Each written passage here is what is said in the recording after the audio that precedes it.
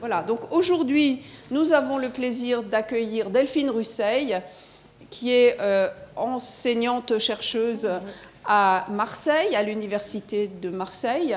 Elle a fait ses études, sa thèse à Marseille sur les régions de formation d'étoiles dans notre galaxie. Tu me corriges si je dis des bêtises. Non, et puis, ensuite, elle est partie en postdoc en Australie. On ne pouvait pas trouver plus loin. Et puis, elle est revenue. Elle a eu un poste de maître de conférence à Marseille, où elle enseigne actuellement. Et elle va nous parler donc de ses recherches sur les zones de formation d'étoiles dans notre galaxie, vues par le satellite Herschel. Merci Delphine. Ben, merci de m'avoir invité. Est-ce que c'est OK pour le micro? Ouais, bon. Donc, je me propose ce soir donc, de vous parler des sites de formation des étoiles et plus particulièrement en relation avec les découvertes du satellite Herschel. Alors, on ne va pas y couper. Il va falloir un peu se remémorer ce qu'est l'infrarouge, tout simplement parce que le satellite Herschel a fonctionné dans cette longueur d'onde-là, a observé dans cette longueur d'onde-là. Ensuite, on verra ce que l'on sait ou ce que l'on savait, disons, avant Herschel à propos de la formation des étoiles. Et enfin, on abordera les résultats du satellite Herschel sur cette thématique-là.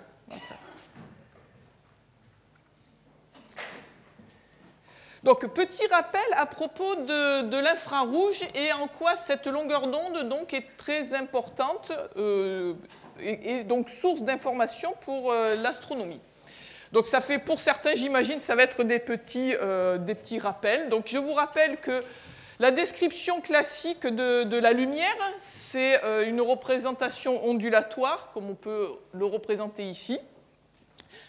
Donc, plus techniquement, c'est un champ électromagnétique qui se propage dans le vide à la vitesse de la lumière. Et la lumière est donc caractérisée par sa longueur d'onde, qui est la distance donc, entre les deux pics de l'onde lumineuse.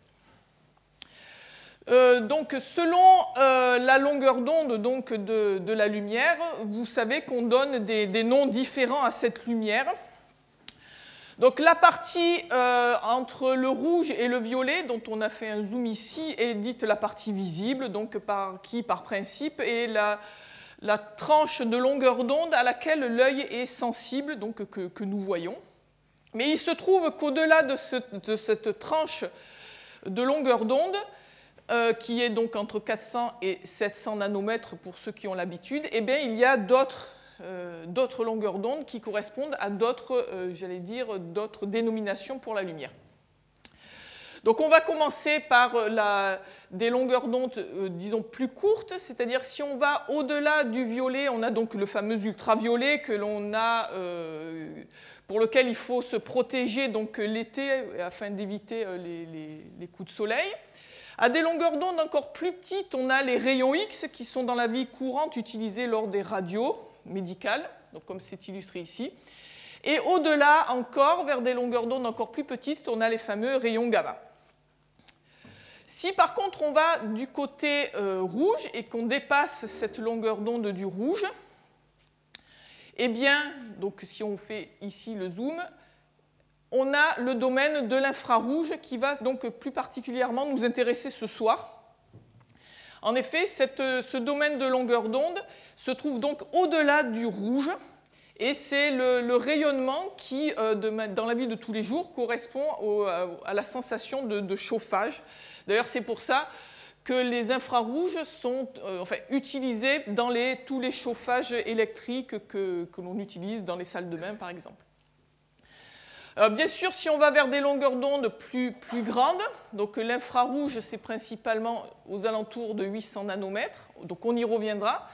Mais si on va vers des longueurs d'onde plus grandes, ensuite, eh bien, on a le domaine des micro-ondes, qui sont donc utilisés dans les fours à micro-ondes et à certaines longueurs d'onde utilisées pour les téléphones portables.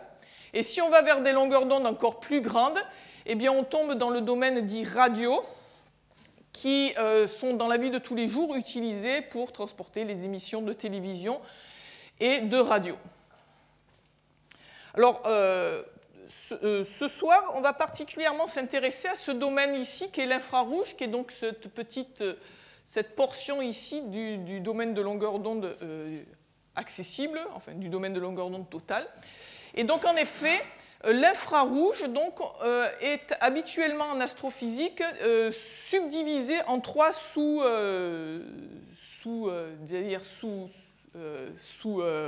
intervalles de fréquence ou de longueur d'onde. Donc on appellera l'infrarouge proche les longueurs d'onde entre 2 et 25 microns, l'infrarouge moyen entre 25 et 100 et l'infrarouge lointain entre 100 et 500. Au-delà de 500 microns, on tombe dans le domaine ce qu'on appelle submillimétrique. Donc, pour le petit historique, l'infrarouge a été découverte, la longueur d'onde de l'infrarouge, ou les infrarouges de manière générale, ont été découverts par un musicien et astronome anglo-allemand du nom d'Herschel. Donc du coup, on voit tout de suite pourquoi on appelait le satellite Herschel. C'est donc en l'honneur de cet astronome qui a découvert l'infrarouge en déposant un thermomètre. Il a pu mettre en évidence qu'il y avait du rayonnement au-delà de la longueur rouge et donc qu'il a appelé l'infrarouge, un rayonnement donc qui n'est pas visible à l'œil nu. Alors maintenant, on va justement voir un des grands postulats de la physique qui est largement utilisé en astronomie, c'est le fait que tout corps, en particulier tout corps solide ou tout corps gazeux relativement dense, a la propriété d'avoir une température et qu'à cette température, eh bien, va être associée une émission de lumière. Donc c'est un des grands postulats, disons, une des grands modes d'émission de la lumière en astro. Alors attention, petit bémol, l'inverse n'est pas vrai, c'est-à-dire tout objet lumineux en astrophysique n'est pas forcément lié à ce phénomène physique. Donc pour se concentrer sur cet aspect-là, en effet, dès qu'un corps a une température, il va émettre de la lumière. Donc les exemples dans la vie de tous les jours, ou presque de tous les jours, parce qu'il faut vouloir aller près d'un volcan, l'exemple le plus probant dans la vie de tous les jours, les exemples sont donnés en haut. Donc on a par exemple la lave qui sort d'un volcan. La lave, c'est donc un fluide chaud qui est à une température en gros de 1000 degrés. Et donc, cette lave, due à sa température, eh bien, elle rayonne et donc on voit la lave par ce rayonnement, on voit la lave de couleur rougeâtre. Pour ceux qui ont encore en mémoire les lampes à filaments, puisqu'on n'en trouve malheureusement plus, donc le phénomène est le même. Le filament est porté électriquement à une température de l'ordre de 2000 degrés et cette température fait briller le filament. Donc à la température est associé un rayonnement. Donc les lampes à filaments principalement émettaient de la lumière visible et de l'infrarouge. Encore plus chaud, si on prend le Soleil, qui a une température de 6000 degrés Celsius, eh bien, on se rend compte tous les jours, bien sûr, qu'il brille, donc, avec une lumière qui est reliée justement à sa température.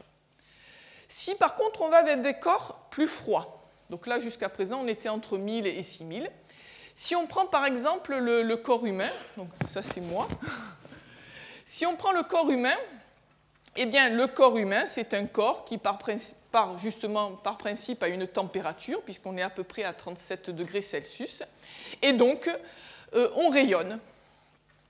Et de par cette température, le corps humain va principalement rayonner dans l'infrarouge, d'où ces différentes images faites avec des caméras infrarouges pour voir le rayonnement propre intrinsèque du corps humain.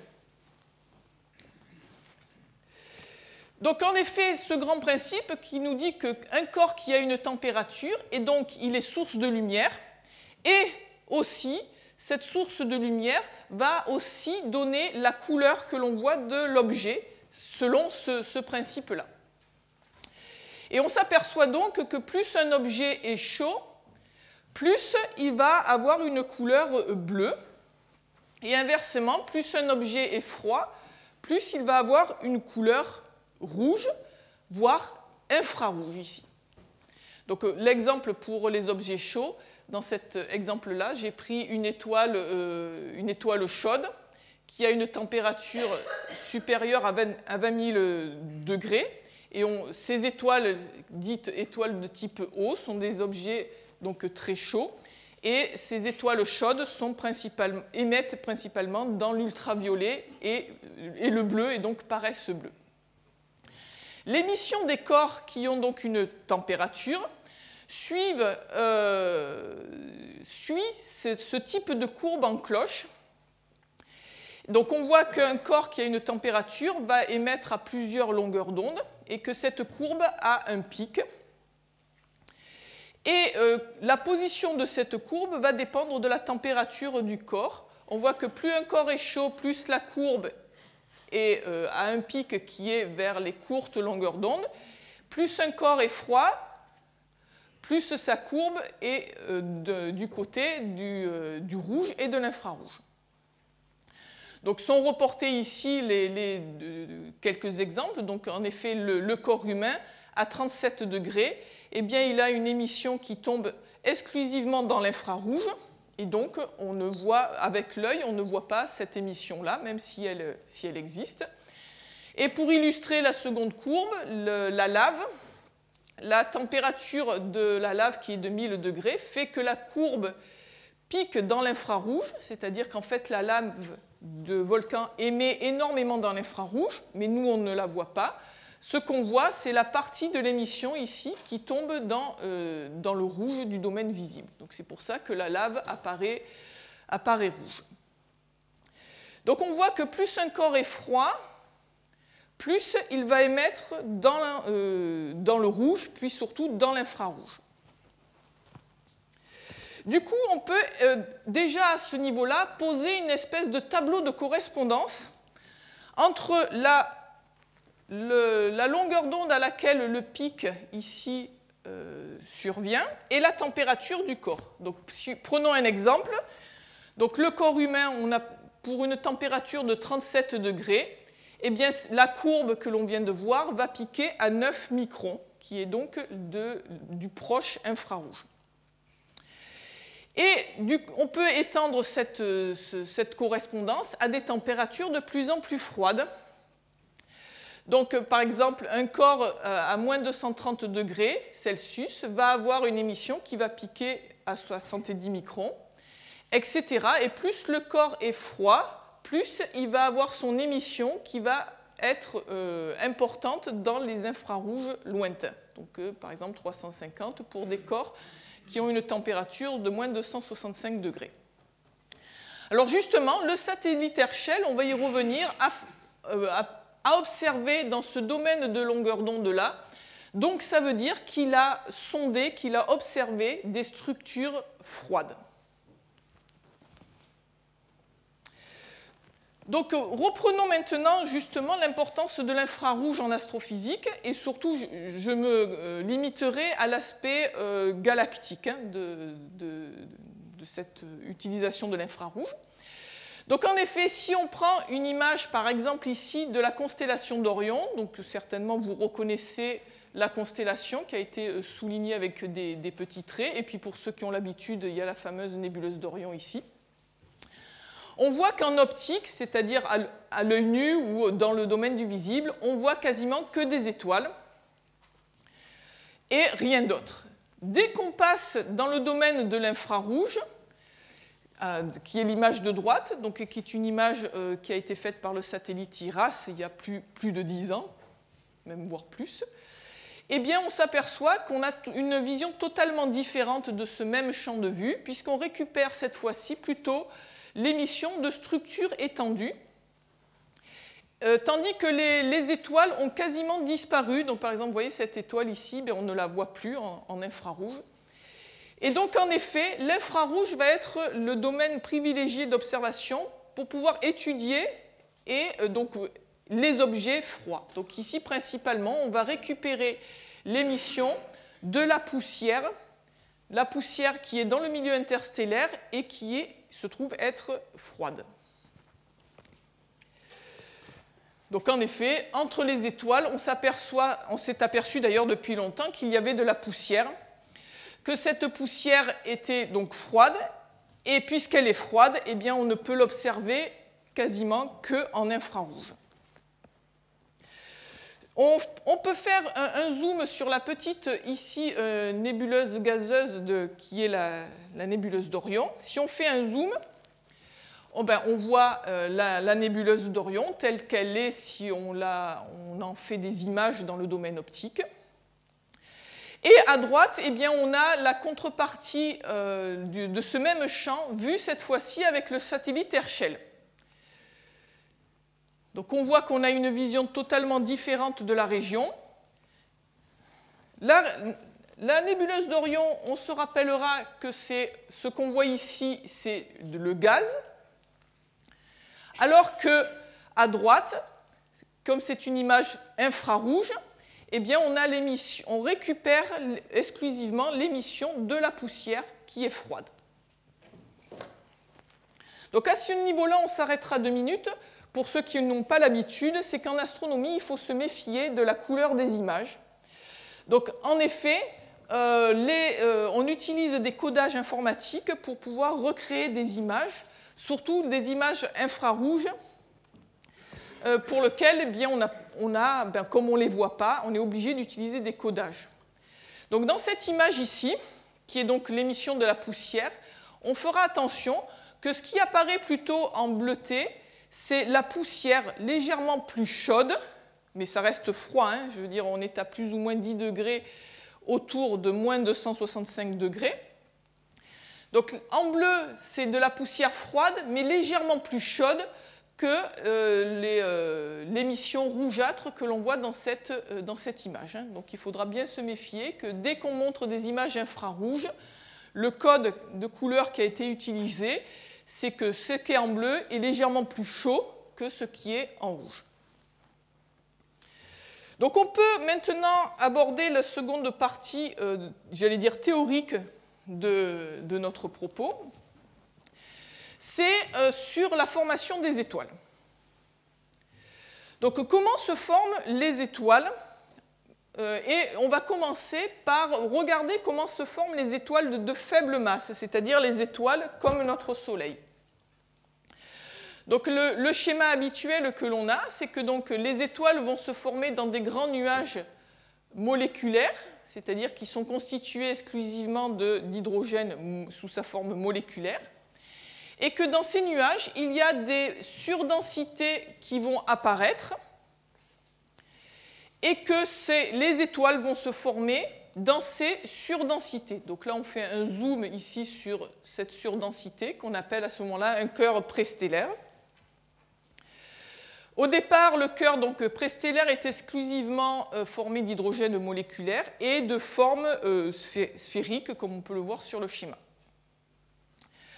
Après, le cœur va commencer à s'effondrer, c'est-à-dire que les parties vont tomber de manière radialement, c'est-à-dire depuis l'extérieur vers le centre, dû à la gravité, à la gravitation. Donc le système et la partie centrale s'effondrent sur elle-même de manière radiale au départ.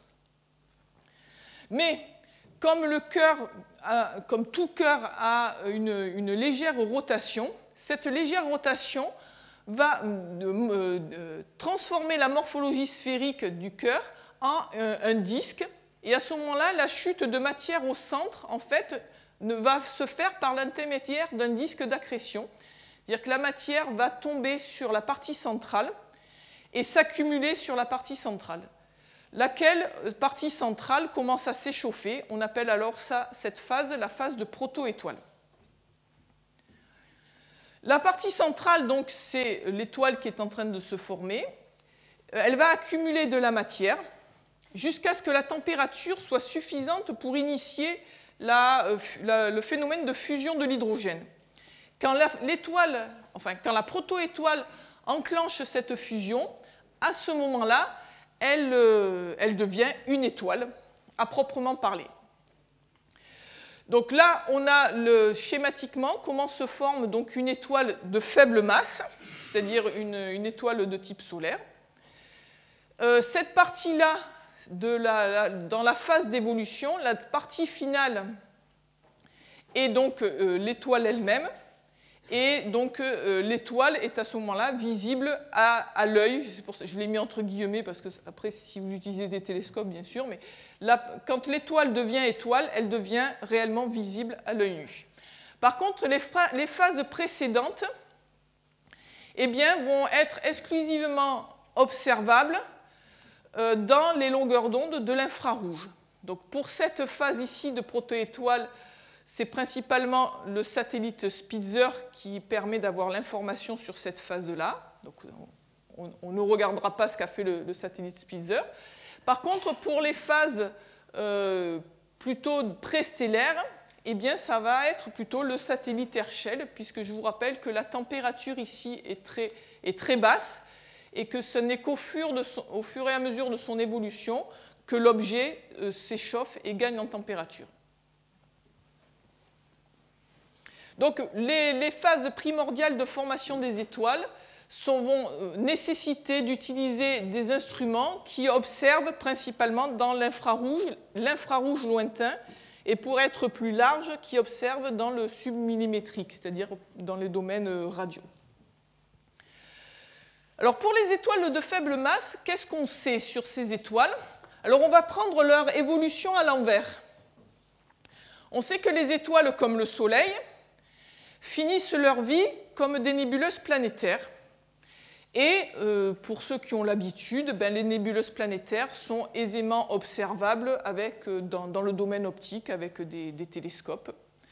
Donc on peut étudier relativement facilement la fin des étoiles, de la mort en fait, ou ce qui reste en fait après la mort des étoiles de faible masse.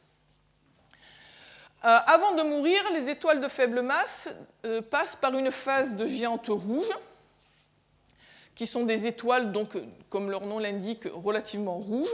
Cette phase aussi, ici, est observable, j'allais dire entre guillemets, à l'œil nu, c'est-à-dire dans le domaine visible. Donc on peut avoir des informations sur ce stade d'évolution.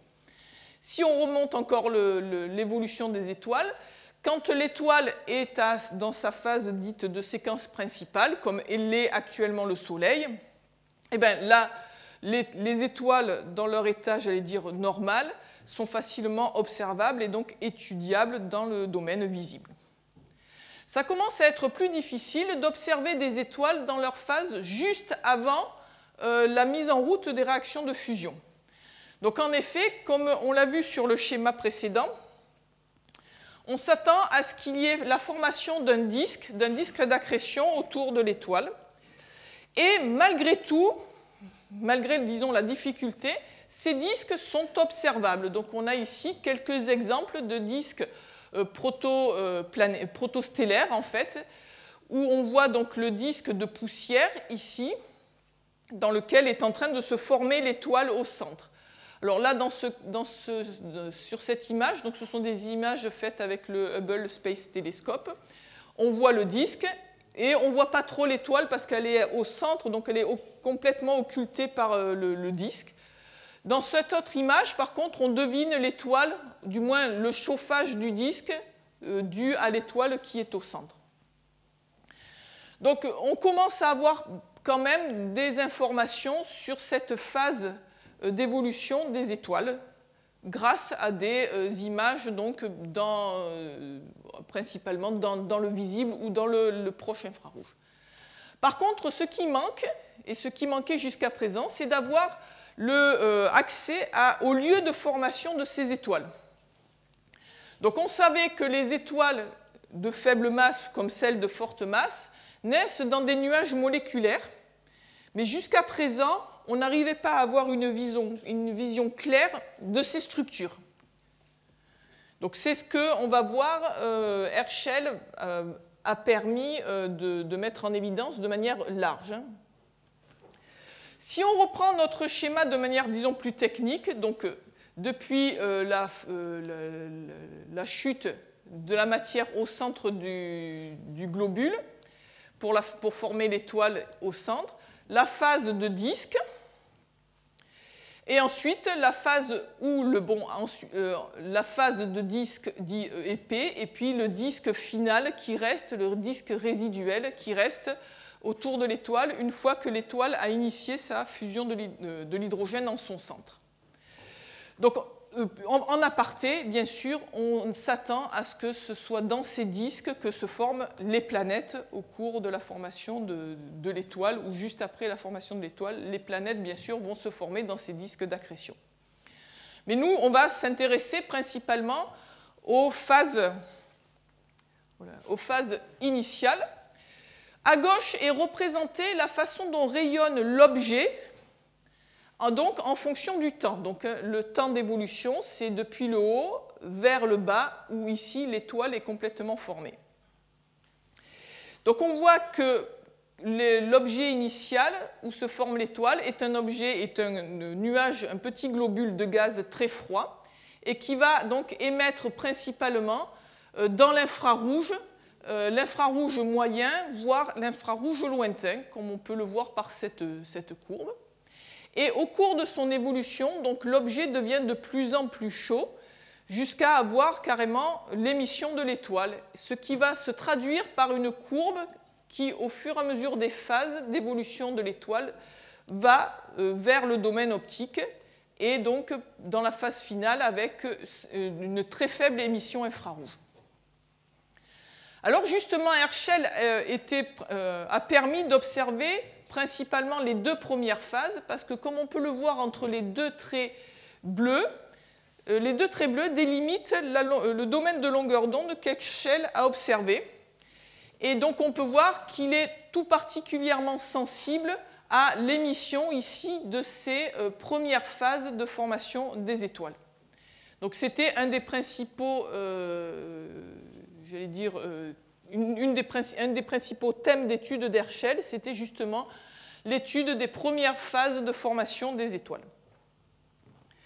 Donc jusqu'à présent, on a parlé des étoiles de faible masse, comme le Soleil. On peut regarder aussi comment se forment les étoiles de forte masse. Donc on appelle étoiles de forte masse, ou étoiles massives, les étoiles qui ont des masses supérieures à 8 fois la masse du Soleil. Alors ces étoiles sont particulières dans le sens où elles sont très massives, très chaudes, et qu'elles ont la particularité d'émettre énormément de rayonnement ultraviolet. Et ce rayonnement ultraviolet va être à l'origine des nébuleuses gazeuses que l'on observe. Donc on a un exemple ici d'une nébuleuse, donc là pour ceux qui connaissent, c'est la fameuse nébuleuse d'Orion, qui est donc une nébuleuse de gaz, qui trouve sa source d'ionisation dans les étoiles chaudes et massives qui sont là, qu'on ne voit pas forcément, mais qui sont ici dans la partie centrale de la nébuleuse. Ces nébuleuses de gaz, juste au passage, on les appelle communément région H2, donc si je dis région H2, ne vous inquiétez pas. Donc ces étoiles massives, une fois qu'elles sont formées, qu'elles sont des étoiles, elles sont très facilement observables par le biais de leur nébuleuse de gaz ionisé qu'elles créent. Donc, vous avez tous donc en tête la nébuleuse d'Orion, mais il y a plein de nébuleuses de gaz que l'on peut observer avec des petits télescopes. Donc ça, c'est la phase adulte de l'étoile. Et ensuite, les étoiles massives vont évoluer et finir leur vie en explosion de supernovas. Donc, on a un exemple ici avec la nébuleuse Messier 1, qui est donc le reste de supernova. Donc, l'étoile massive explose en supernova. La supernova, c'est la variation d'éclat importante de l'étoile qui est associée à l'implosion, en fait, à l'explosion, entre guillemets, de l'étoile, laquelle donc ensuite éjecte ses couches externes pour former ce qu'on appelle un rémanent ou un reste de supernova, qui sont ces petites nébuleuses, comme illustrées ici.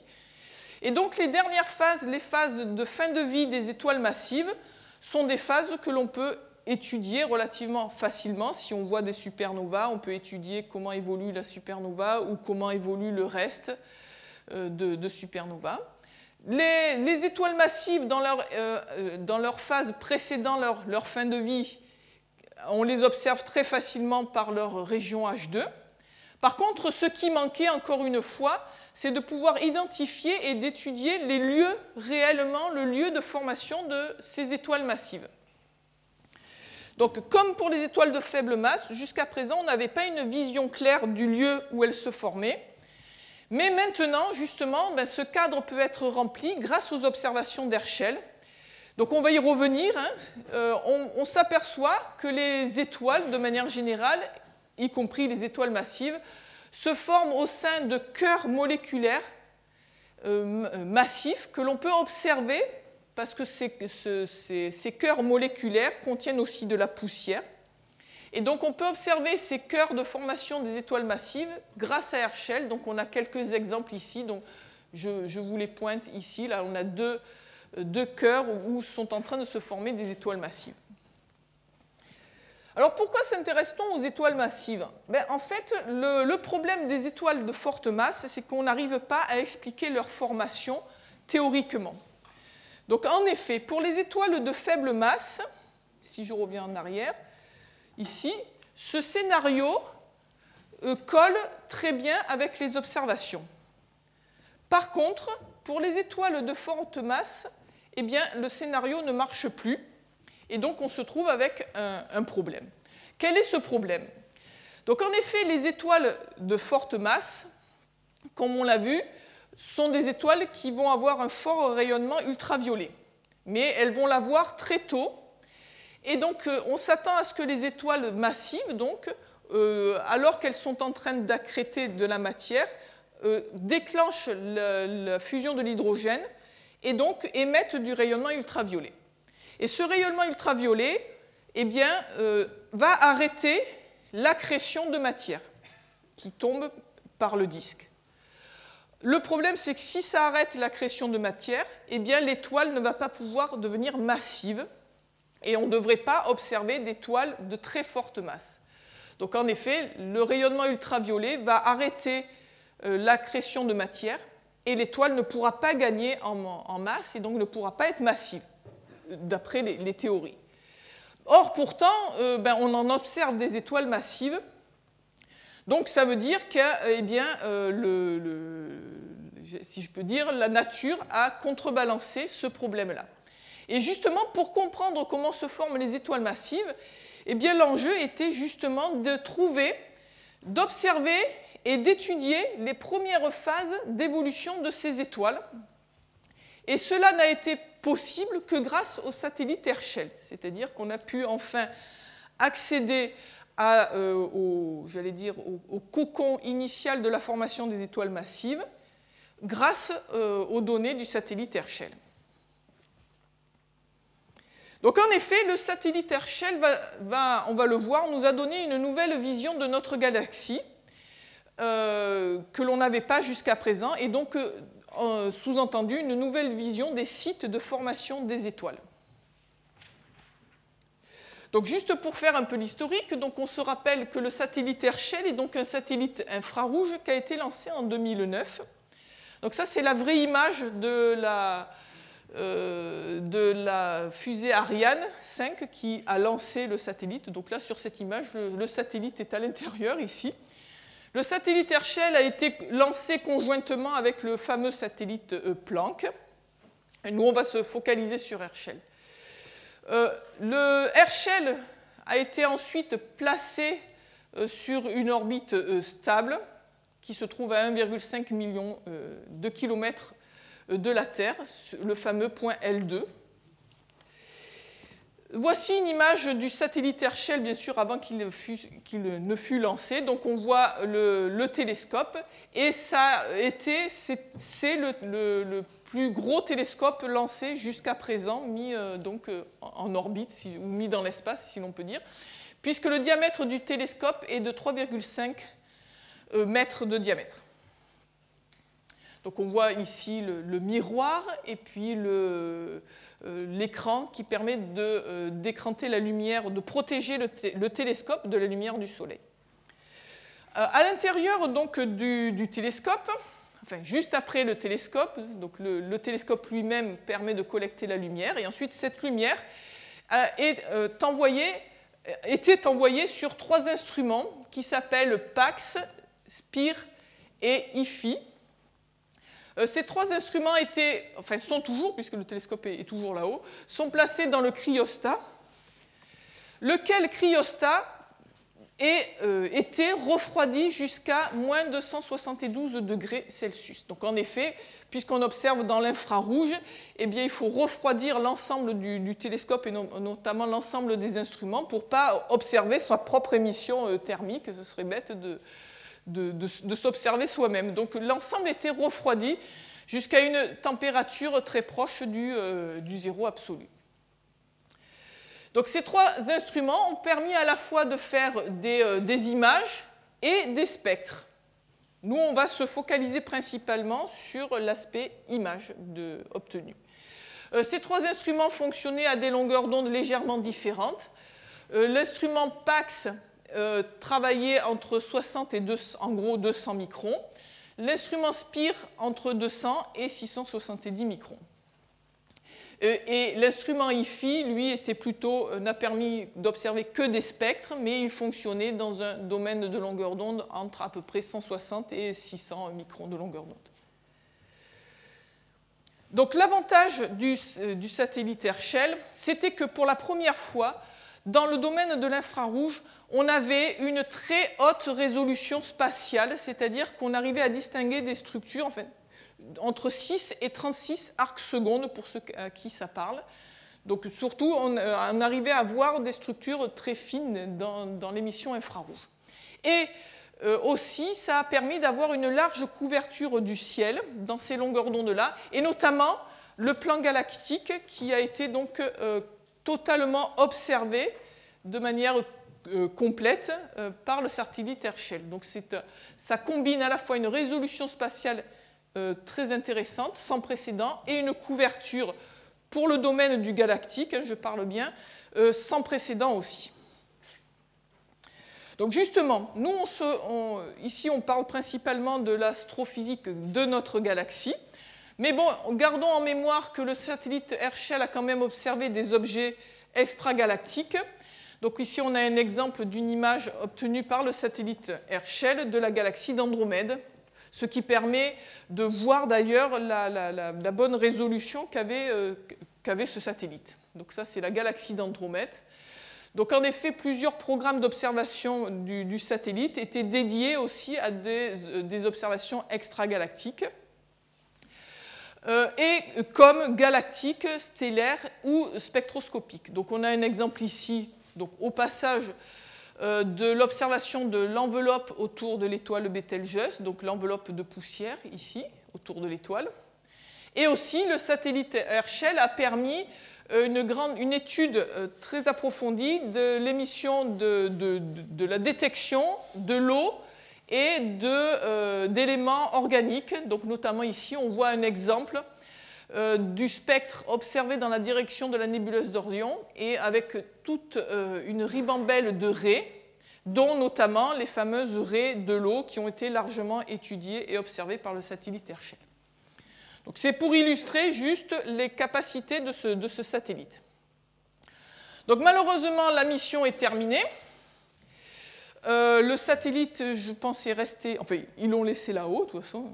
Et donc, depuis 2 ans, on travaille principalement sur les données collectées par le satellite Herschel.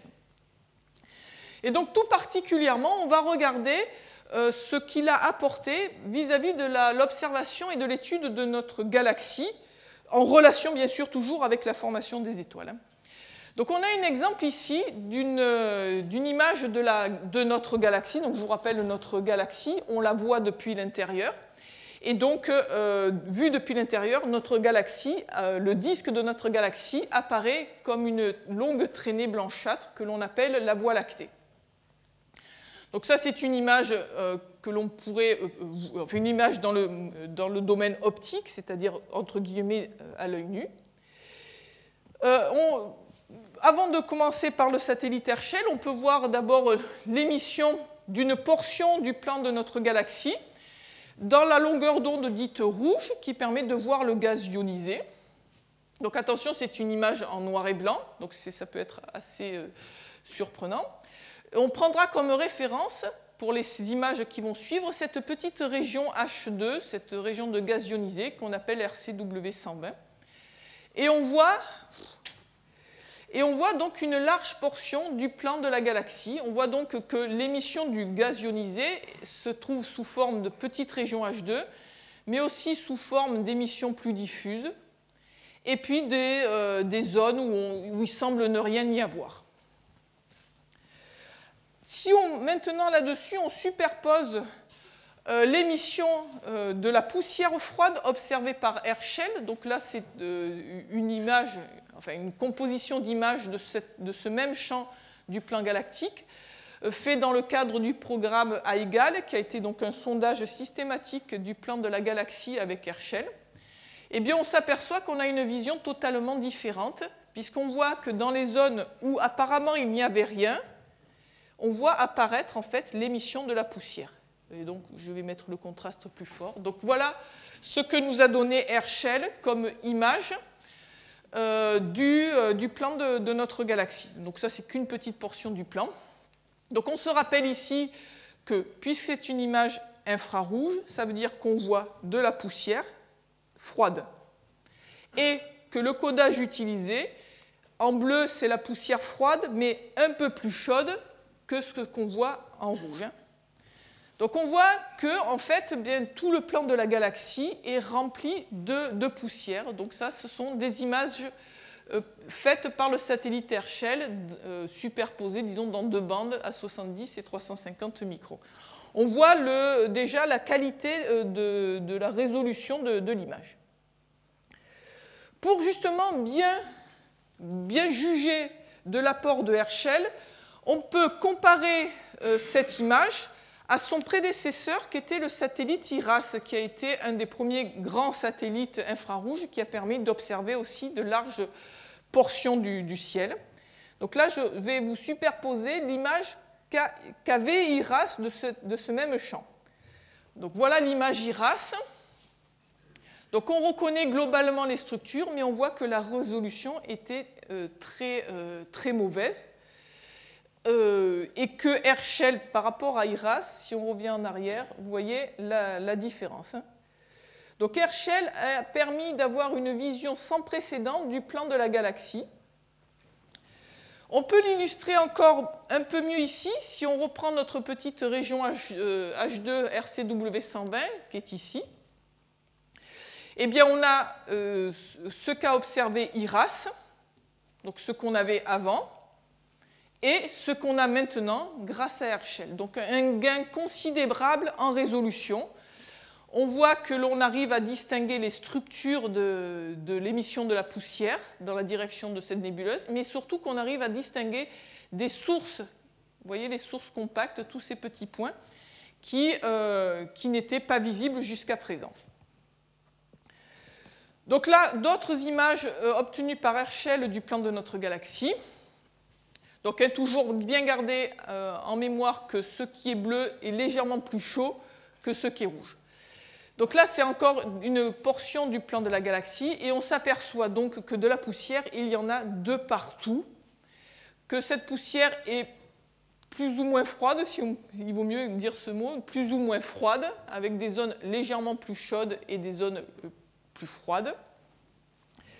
Et que cette poussière, il y en a de partout, mais qu'elle se trouve aussi sous forme d'objets compacts, comme on peut le voir par exemple ici, ou ici. Sur ces autres images, toujours d'Herschel, qui permet de visualiser la poussière encore plus froide, on voit que la poussière non seulement est de partout, mais qu'elle se structure en filaments, c'est-à-dire que la poussière présente une structuration en forme de filament, donc notamment celui-là que l'on peut voir ici largement ou ici. Donc la même image où on voit donc beaucoup mieux mis en évidence les filaments, et ce qu'on s'aperçoit, c'est que au sein de ces filaments, eh bien, il y a des sources compactes, Et donc, on voit que les filaments sont la structure générale du milieu interstellaire de la poussière, et qu'à l'intérieur se trouvent des sources compactes qui sont justement ces cocons où sont en train de se former les étoiles. Donc toutes ces sources compactes, par exemple, ici. Donc on a la contrepartie de cette image ici est donnée par le satellite Spitzer, donc qui permet de compléter la vision dans l'infrarouge, disons moyen et lointain d'Herschel, par la même vision, mais dans des longueurs d'onde légèrement plus courtes, entre 8 et 24 microns, donc qui sont des objets légèrement plus chauds. Et on s'aperçoit bien, en effet, qu'au sein de ces cocons de poussière froide, eh bien, des étoiles sont en train de se former. Et donc, c'est la première fois qu'on arrive à voir justement ces lieux, ces sites de formation des étoiles.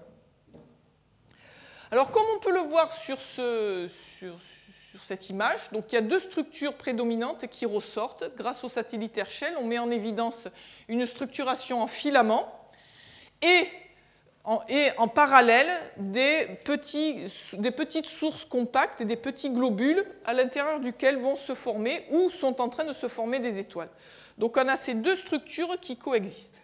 Donc en effet, la première chose qui a été faite par différentes équipes, donc juste pour citer les programmes d'observation qui sont dédiés à ça, c'était les programmes Cold Core, Goulbelt et Huygens, qui ont permis de lister, d'observer de manière quasi systématique tous les filaments ou les structures filamentaires que l'on pouvait observer dans le milieu interstellaire. Donc, ce sont des images de différents filaments. Donc là, par exemple, on voit ici un filament bien net. Là, d'autres filaments ici. Puis celui-là, un filament. Et on voit que le long de ces filaments, on trouve des sources compactes.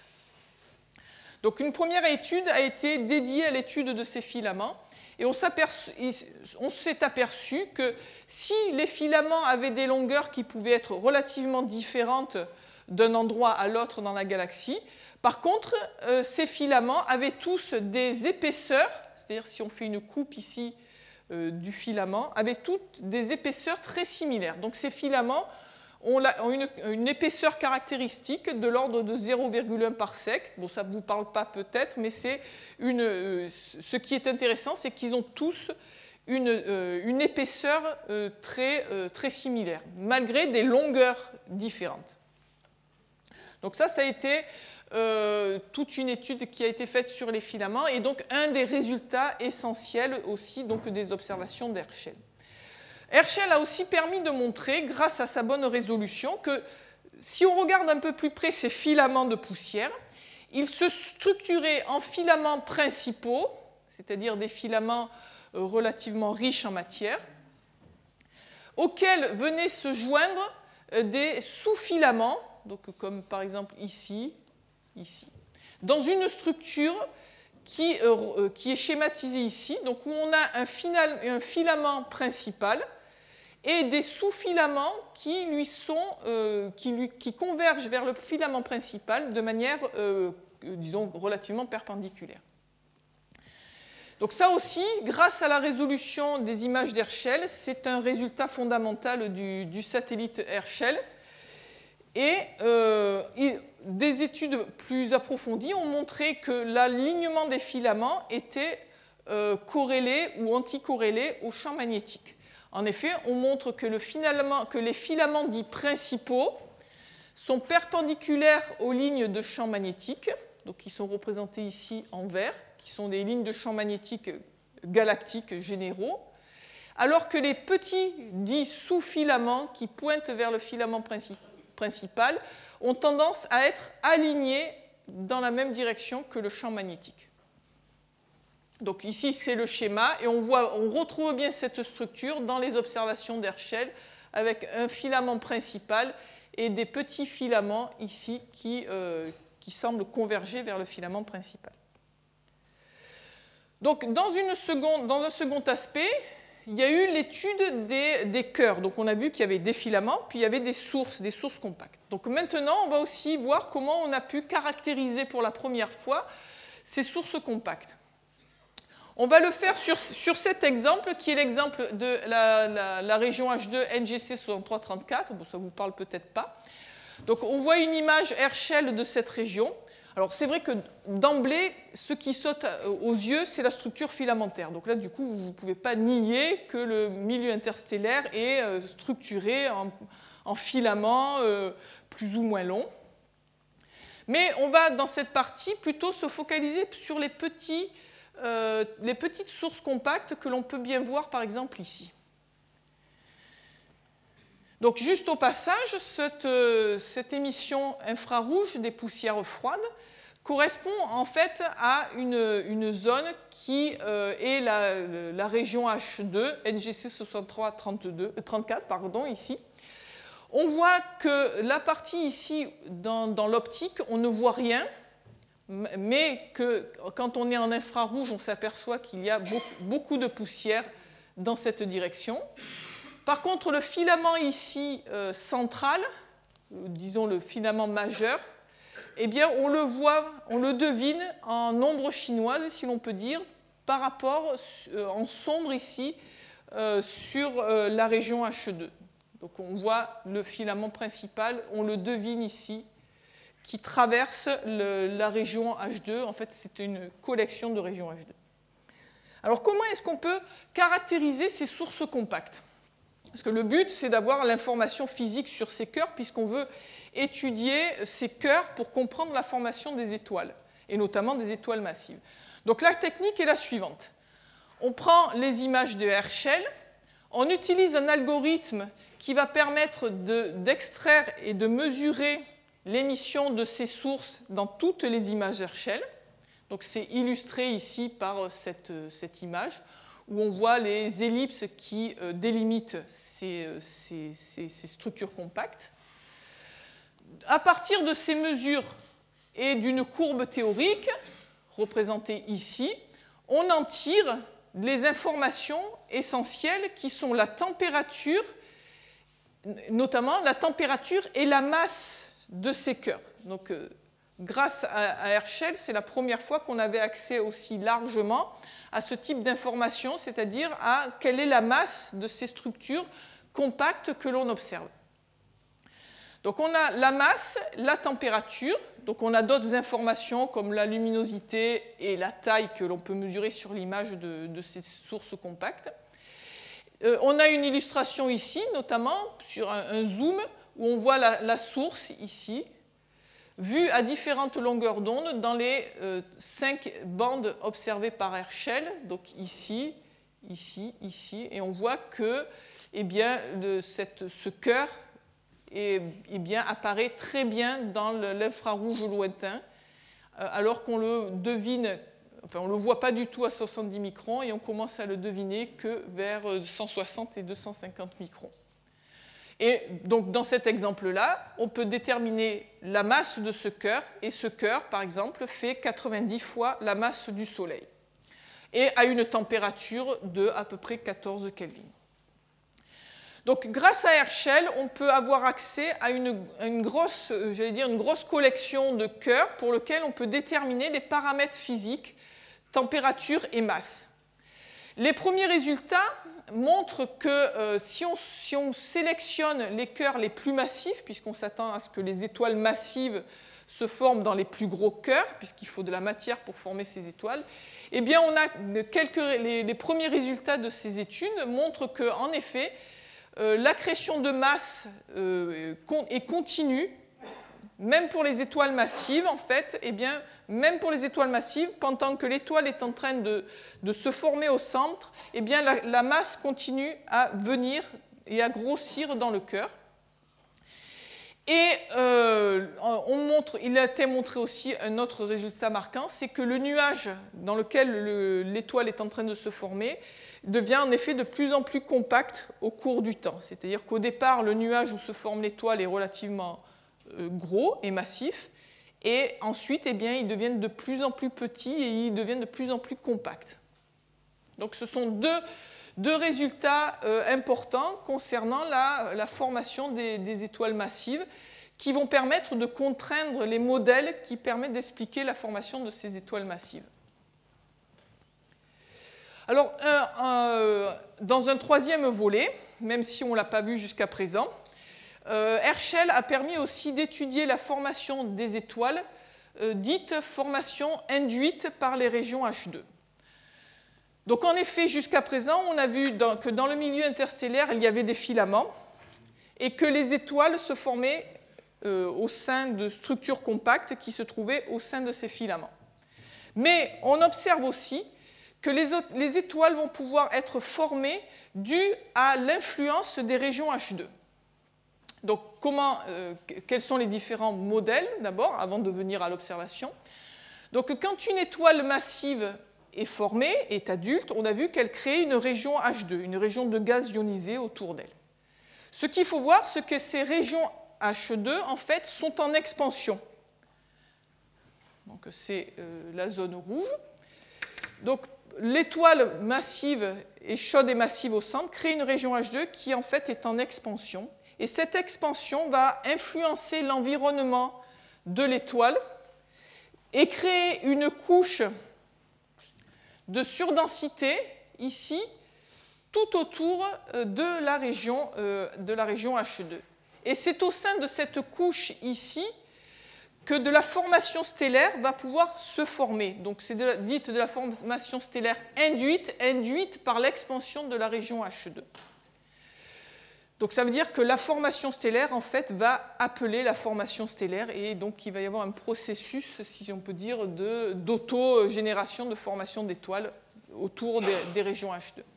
Alors, il y a 4 principaux modèles qui permettent d'expliquer la formation des étoiles autour des régions H2, qui sont résumés ici. Soit dans la couche qu'on appelle alors la couche collectée par l'expansion de la région H2, il y a des instabilités gravitationnelles qui se forment à petite ou à grande échelle. Et dans ces structures qui se sont formées, de gaz et donc de surdensité, à ce moment-là, hop, de la formation stellaire va pouvoir s'initier, ce qui est représenté ici par les petits points jaunes. Les deux autres modèles d'influence de la région H2 sur son milieu, c'est aussi qu'il peut y avoir que l'action de l'émission ionisante de l'étoile vient perturber un milieu ambiant déjà turbulent et créer ce qu'on appelle des structures en forme de trompe d'éléphant ou de piliers, donc, qui est représenté ici, qui donc est l'influence du flux ionisant de l'étoile sur la couche collectée mais turbulente. Et à la tête de ces piliers, on peut avoir de la formation d'étoiles comme c'est représenté ici. Le quatrième modèle, c'est que lors de son expansion, la région H2 rencontre déjà un petit cœur de matière dense, et le passage de la région H2 déstabilise ce cœur et l'oblige à former l'incite à former des étoiles dans ce cœur, comme c'est représenté ici. Donc ça, c'est la partie disons, la vision théorique, et on a la vision observationnelle. Donc, reprenons comme exemple notre petite région H2, toujours de tout à l'heure, qui était la région RCW 120. Donc là, on a une image de la région H2 du gaz ionisé, donc, que j'ai reporté ici. Et voyons ce qu'a donné Herschel de l'observation de cette région. Donc là, en superposition, on voit que la région H2 se trouve à l'intérieur d'une espèce de bulle de poussière observée par Herschel. Donc pour mieux s'apercevoir, j'efface maintenant la région H2 et on voit apparaître en effet la poussière, donc la poussière froide qui se trouve en fait autour de la région H2 et qui représente cette zone collectée par l'expansion de la région H2. Et donc on voit que Herschel a permis de mettre en évidence ces structures de poussière collectées autour des régions H2. Donc on peut compléter les observations d'Herschel avec d'autres observations, notamment avec Spitzer, où on voit bien cette couche de matière collectée, et par des observations dites radio qui permettent de mettre en évidence encore mieux les structures, les surdensités qui vont apparaître dans cette couche de matière collectée par l'expansion de la région H2. Et Herschel a permis aussi de mettre en évidence que dans cette couche de matière autour de la région H2, eh bien, il pouvait y avoir de la formation d'étoiles. En effet, dans cette zone-là, si on fait un zoom, on voit justement apparaître une structure dans laquelle est en train de se former ou va se former une étoile massive. C'est la structure rouge ici. Et on voit déjà que des étoiles, des petits points verts ici, se sont d'ailleurs déjà formés, mais certainement des étoiles de plus faible masse. Donc en effet, autour des régions H2, il va y avoir aussi de la formation d'étoiles induite par ces régions H2. Donc, en conclusion et perspective, grâce à Herschel, on s'aperçoit que nous vivons dans un disque galactique qui est dominé par des filaments de poussière et des filaments de poussière froide. Donc, comme perspective, c'est qu'il y a beaucoup de personnes actuellement qui sont en train de caractériser les propriétés et l'origine de ces filaments.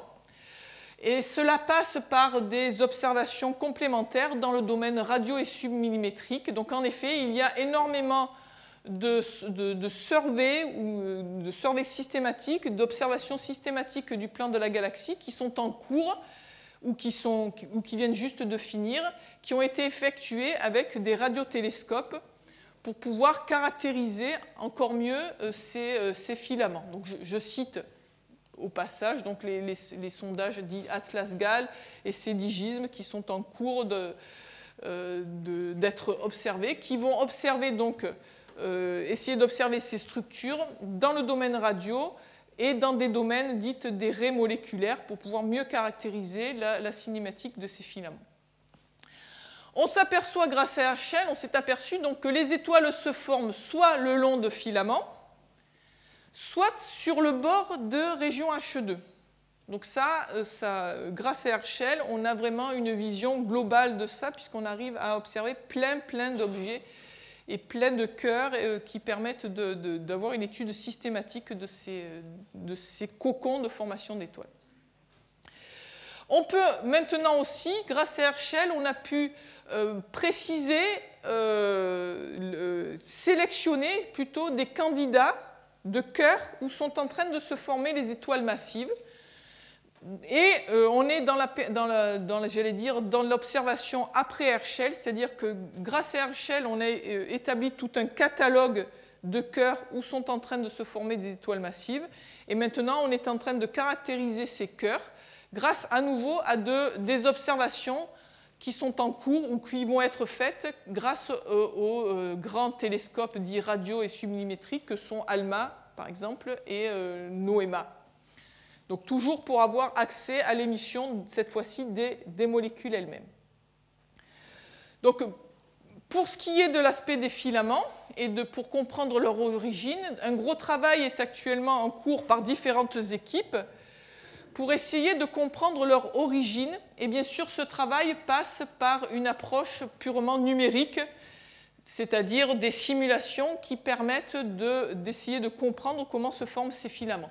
Donc, par exemple, pour citer quelques exemples, soit des calculs numériques qui permettent de mettre en évidence la formation de filaments en utilisant simplement la turbulence, ou d'autres approches numériques qui sont basées globalement sur la présence uniquement de la gravité, ou encore des simulations numériques qui combinent l'ensemble, c'est-à-dire la turbulence plus la gravité plus l'influence du champ magnétique pour expliquer la formation de ces structures filamentaires. Donc bien sûr, le but, ça va être de comparer les observations, c'est-à-dire que les filaments et les propriétés des filaments observés avec Herschel, avec les différents modèles pour pouvoir valider lequel est le mieux. Et donc pour finir, sur l'aspect filamentaire, certains objets ont déjà été observés grâce à ALMA et ont corroboré, sont donc en accord avec la vision qu'on avait, qui sont qu'en effet, que les petits filaments qui pointent vers un filament principal sont en effet des structures qui nourrissent le cœur principal. Donc en effet, sur cette image, on a l'image, on voit des petits filaments. Donc ça, c'est la vision d'Herschel qui ne permettait pas de voir les filaments, mais qui permettait de voir les cœurs, le cœur au centre. Et grâce à ALMA, on peut voir, et grâce à la haute résolution du radiotélescope ALMA, on peut distinguer dans le cœur Herschel, en fait, qu'il y a deux cœurs encore plus petits. Et toujours grâce à ALMA, les filaments ont pu être observés dans des raies pour lesquelles on a pu donc, à partir desquelles on peut avoir la vitesse. Et grâce donc à ces observations, on montre qu'en effet, la matière coule le long de ces filaments pour aller nourrir le cœur central où va se former des étoiles. Et notamment, on s'attend à ce que ce cœur-là forme une étoile massive. Donc là, on est déjà en fait dans l'analyse qui va suivre Herschel. Et donc le gros maintenant du travail va être basé. Donc pour finir, la prochaine étape, ça va être d'observer toutes ces structures mises en évidence par Herschel, que ce soit les filaments ou les cœurs, de les observer à très très haute résolution grâce aux nouveaux instruments que sont ALMA et NOEMA, donc je vous rappelle qu'ils sont deux radiotélescopes, enfin deux interféromètres radio placés l'un dans l'hémisphère sud et l'autre dans l'hémisphère nord pour observer ces structures, cette fois-ci, dans des longueurs d'onde qui permettent d'observer des raies, carrément des raies moléculaires, des raies de molécules. Bon, voilà, j'espère que...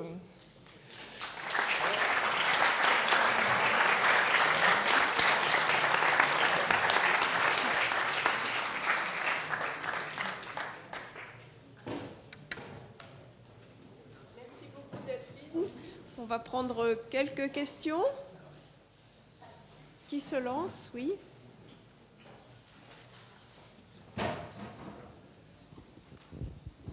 Bonjour, merci beaucoup. Vous parlez de gaz et de poussière. Qu'appelez-vous les poussières? Alors, déjà, ce qu'il faut voir, c'est que le gaz et la poussière sont mélangés, déjà. Et les poussières, alors il y a différents types de poussières. On les distingue par leur taille. Il y a des poussières qu'on appelle, qui sont en fait des grosses molécules, les fameuses PAH, les polyaromatiques hydrogènes, qui sont des grosses molécules, mais qui sont donc des petites poussières. Et puis on a des poussières de taille moyenne et puis des gros grains. Les gros grains sont principalement composés de matériaux carbonés, du carbone entouré de glace par exemple, ou de silicates, en fait, des cœurs de silicates entourés de glace. Donc, ce qu'il faut voir, c'est que c'est intimement lié au gaz, c'est-à-dire qu'ils sont vraiment bien mélangés. Vous nous avez montré une zone le long d'un filament où il y avait 90 masses solaires qui s'étaient réunies sur à peu près 1/10 de parsec. Alors attendez, je reviens là. Oui. Voilà, 1/10 de parsec. Oui, à peu près, oui, tout c'est 1000 milliards de kilomètres. 1 kilomètre, oui, il faut... À peu près, oui. Ouais. Mais donc ça fait une densité qui est ridicule, de 10-15. Alors, vous avez la densité ici. Non, c'est... mais c'est une densité d'1 milliardième de millionième de grammes par... Là, on a la densité donc, qui est donnée ici. Alors après, ça dépend quel... C'est 1 milliard de fois plus petit que le gaz qui est dans cette pièce, par exemple, la densité. Peut-être, oui, mais ça reste des hautes densités quand même. pour le milieu interstellaire. Non, non, tout à fait. Tout à fait. Non, non, je suis d'accord. Alors, les cœurs, en général, les plus denses sont de l'ordre de 10 exposant 7. Alors, molécules, parce qu'on n'est pas en grammes là, molécules par centimètre cube. Et en effet, dans l'atmosphère ici, c'est de l'ordre de 10 exposant 19, quelque chose comme ça. Donc, ce sont des densités très faibles par rapport à l'atmosphère. Et c'est suffisant pour faire un soleil? Et c'est suffisant. Oui, oui, tout à fait. Tout à fait. Une densité aussi ridicule. Oui, oui, oui. Mais c'est par rapport au milieu interstellaire plus général, c'est dense. Non, non, je suis d'accord. Mais le milieu interstellaire, de manière générale, est un milieu peu dense. Oui, oui. Oui, je voulais savoir, vous avez parlé tout à l'heure de gros filaments oui. et de petits filaments qui sont comme des affluents. Bon. Mais oui, tout à fait. D'autre part, vous avez dit aussi que les étoiles se forment à l'extrémité de ces petits filaments. C'est bien ça?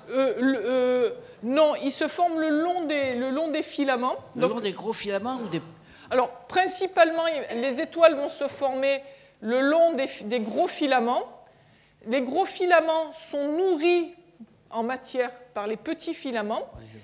Et les étoiles vont se former le long du gros filament. Oui, c'est ça. Donc, et les étoiles massives, on s'attend, donc je ne l'ai pas dit, mais à ce qu'elles se forment à la jonction de gros filaments.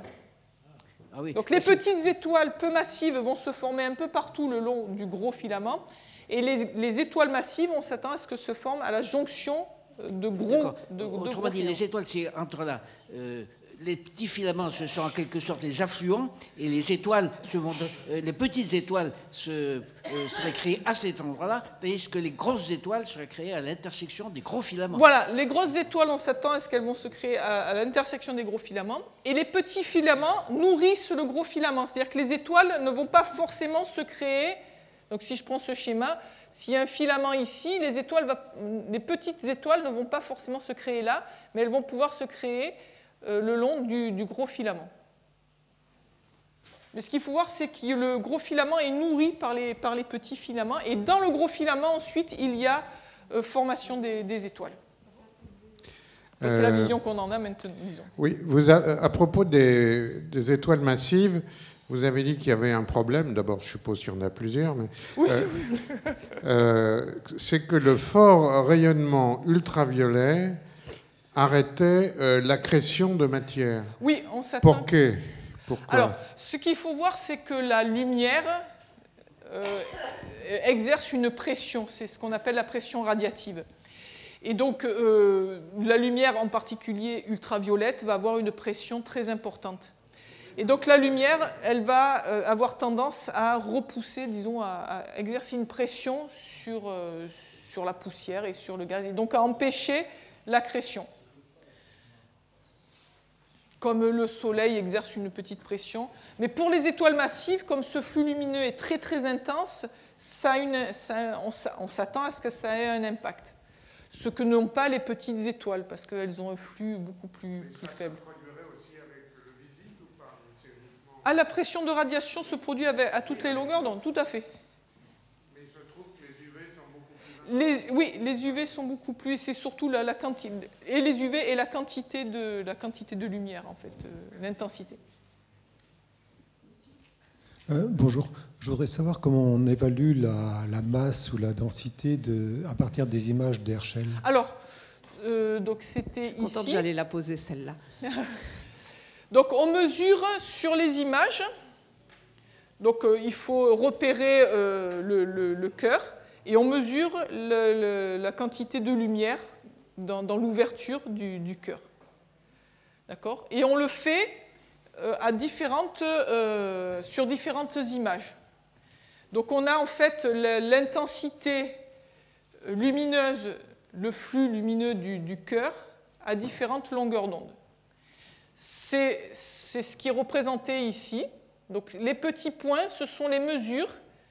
Donc là, c'est la mesure pour un cœur donné du flux à 70 microns et 160 microns, 250, 350 et 500 microns, qui sont les 5 images Herschel que l'on a. Ensuite, donc on a ces mesures, et bien on ajuste cette courbe théorique. Alors du coup, ça retombe, quelle est cette courbe théorique? Donc cette courbe théorique est théorique. Et dans cette courbe théorique, donc on suppose que le cœur rayonne en fait comme un corps gris. Et dans cette courbe théorique, en fait, intervient la température et la masse. Et donc, en ajustant cette courbe théorique, on ajuste la température et la masse. Enfin, on trouve la température et la masse. La taille, ici, la taille, on l'a quand on voit la taille des petits cercles. La taille, donc, on l'a. Donc une fois qu'on a la masse et la taille, on peut remonter à la densité en supposant une structure sphérique. Donc ça, cette densité, donc en fait, elle provient de la masse que l'on vient de déterminer et de la taille aussi qui est déterminée sur les images. La masse et la température ainsi que la luminosité proviennent de l'ajustement de la courbe théorique. Donc, en effet, il y a une relation en fait, entre la masse de l'objet et son flux lumineux, en fait, c'est ce que ça veut dire, et sa température. Et donc ça, eh bien, c'est fait, ça peut être, c'est fait notamment, vous voyez, sur cette portion d'image, on a quand même un grand nombre de petits cœurs. Et donc, on peut faire ça pour l'ensemble de ces cœurs, et donc avoir des catalogues en fait, de masse, de température, et ensuite faire des études statistiques, sélectionner les cœurs en fonction de leur masse, par exemple, ou de leur densité, de leur taille aussi. Donc c'est réellement à partir des images. L'information provient des images elles-mêmes. C'est vrai que c'est le point qui est difficile à voir, parce qu'à partir d'images, comment on remonte aux paramètres physiques? Une toute dernière question.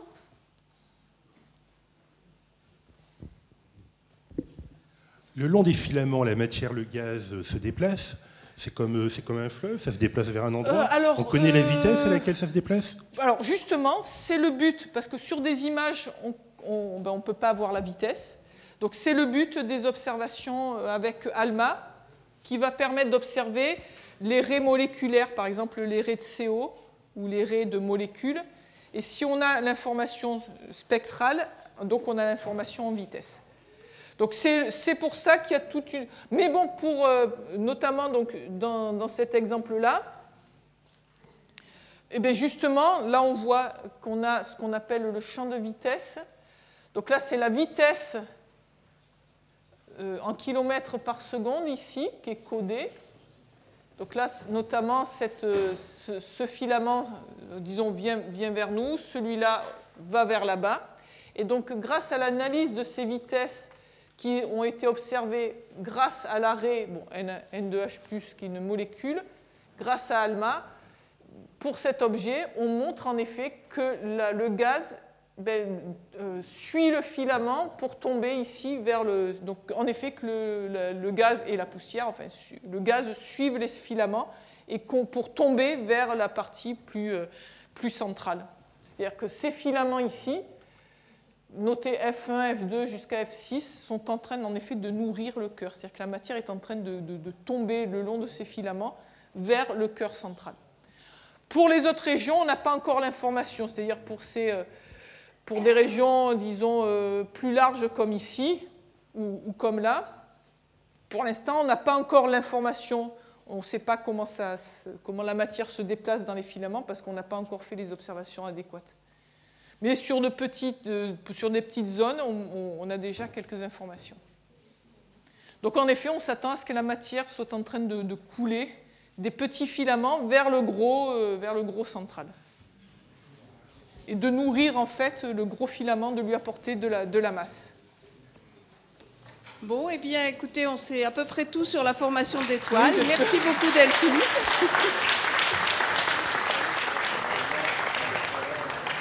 Et rendez-vous le 7 juin avec Suzy Collin. Merci à tous.